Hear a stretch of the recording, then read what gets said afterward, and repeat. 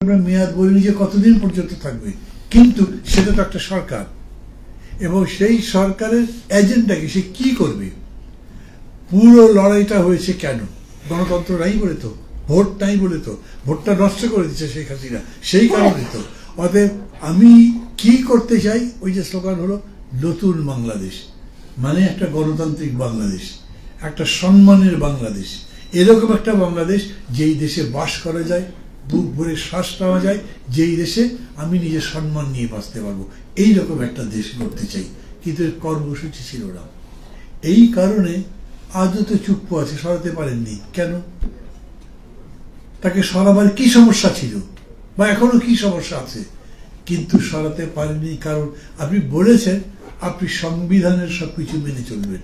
সংবিধানের সবকিছু মেনে কিন্তু আপনি চলছেন না, কিন্তু তারপরেও আপনাকে ওটা রাখতে হয়েছে কারণ আপনি বিপ্লব করতে যাননি। জানি না এই কথাই বিতর্ক লাগবে কিনা, কিন্তু বিতর্ক লাগলেও আমি তার জন্য চিন্তিত রই, কারণ আমি জানি যে আমি যা বলছি এর বিপক্ষে কোনো যুক্তি হতে পারে না। আপনি যদি বিপ্লবই করতেন তাহলে ওই দিনই বলতে দিতেন, ওই দিনই নতুন করে সমস্ত অর্ডিন্যান্স দিয়ে দিয়ে দেশ চালাতেন, আপনি তার জন্য কনস্টিটিউশন খুঁজতেন না। এরকম করে যখন করেছেন তার মানেই হচ্ছে আপনি বৈপ্লবিক পন্থায় বা একেবারে র্যাডিক্যালি সবকিছু বদলে দেওয়ার চিন্তা করেননি। আর যখন আপনি বিপ্লব বললেন তার মানে কি? আপনি 10টা কমিশন কেন, আপনি 20টা কমিশন করতে পারেন। আপনি মনে করছেন স্বাস্থ্য খাতে এই করবো, শিক্ষা এরকম করবো, অন্ন বস্ত্র শিক্ষা চিকিৎসা বাসস্থানের গ্যারান্টি এই পদ্ধতি করব, কিন্তু আমরা যে সংস্কারের কথা বলছি সেই সংস্কারের মধ্যে কিন্তু এগুলো নাই। দ্রব্যমূলক এজেন্ডা আছে? নাই। বস্ত্রের এজেন্ডা আছে? নাই। প্রধান এজেন্ডা হচ্ছে ডেমোক্রেসি, গণতন্ত্র, এবং এই গণতন্ত্রের বিষয়টা আছে বলেই ওটার উপরে জোর দিচ্ছেন, আলোচনাগুলো সেটার উপরেই বেশি করে হচ্ছে এবং সেইভাবেই এগুচ্ছে। কথা আমি সংক্ষেপ করে ফেলবো এখন, যদিও বলবার এরপরে অনেক কিছুই আছে, থাকতে পারে।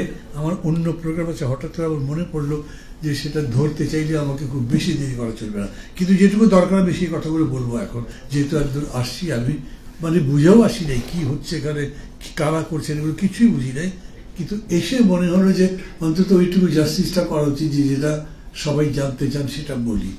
আমি খুব স্পষ্ট করে বলি, যারা ক্ষমতায় আছেন, ডক্টর ইউনূস বলেছেন না, এরা নিজের নিজের ক্ষেত্রে সবাই সাকসেসফুল মানুষ, কিন্তু নিজের নিজের ক্ষেত্র তো, অন্য ক্ষেত্রে কি?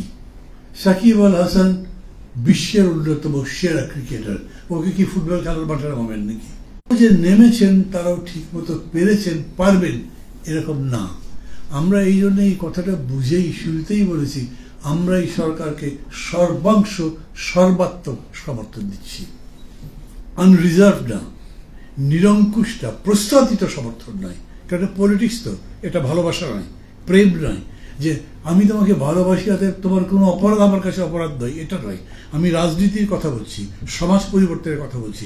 তুমি ভুল যদি করো তাহলে ভুলটা বলবো, কিন্তু এইটা ঠিক। এই যে 54 বছরের বাংলাদেশ, ওই শেখ মুজিবের সরকার বলেন, আওয়ামী লীগ, বিএনপি, জাতীয় পার্টি, খন্দকার প্রস্তাব, কোন সরকারকে এই দেশের পার্টিগুলো, বিরোধী দল যারা করে, কখনো সমর্থন করেছে?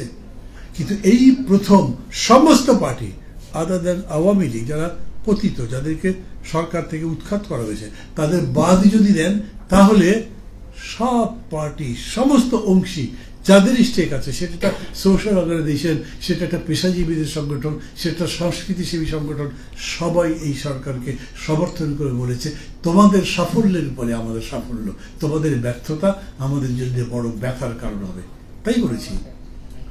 কিন্তু এর মানে এই নয় যে আমি এটা চাই বলেই এটা পরিপূর্ণভাবে সমর্থন, মানে তার যোগ্যতা বা সবকিছু হবে।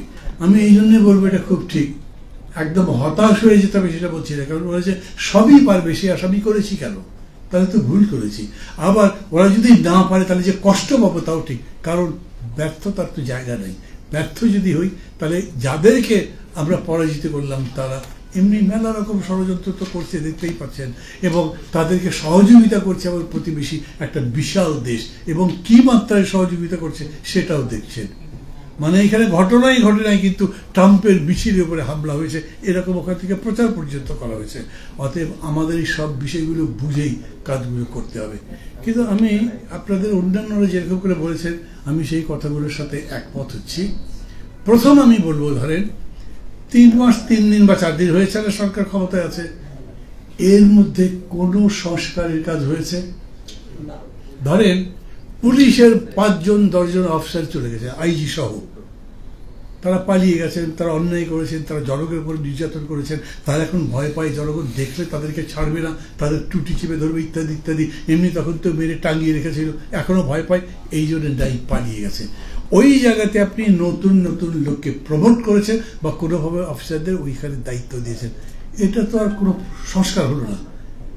চাকরির ক্ষেত্রে কোনো লোক না থাকলে অন্য যে কোনো সরকারি জায়গায় একটা লোককে দেবে দায়িত্ব, সেটা এই করেছেন আপনি। এটা পুলিশেই বলেন, সিভিল অর্গানাইজেশন মানে জনপ্রশাসন বলে, সব জায়গাতে ওইটুকুই করেছেন, এর বাইরে না সংস্কারের অর্থে কিছু করেন নাই। হ্যাঁ ঠিক, doctor Yunus is a big personality, আন্তর্জাতিক একজন, তার স্ট্যাচার আছে। উনি যখন বিদেশে গেছেন তখন সবাই বলেছে আমরা তোমাদের সংস্কার কর্মসূচিকে সমর্থন করছি এবং তাকে টাকা পয়সা দিয়েছে, কমিটমেন্ট করেছে।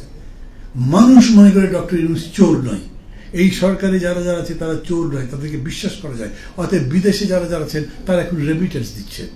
বিগ থিং কি হয়েছে, 2 মাস ধরে বাংলাদেশ ব্যাংক ফরেন রিজার্ভের থেকে কোনো টাচই করে নাই, কিন্তু অনেক ফরেন সার্ভিস করেছেন। ঋণ যেগুলো আছে সেগুলো সুদে আসলে পেমেন্ট করেছে অনেকগুলো। এই ধরনের ঘটনা ঘটছে, আমাদের আশাবাদী হওয়ার কারণ আছে।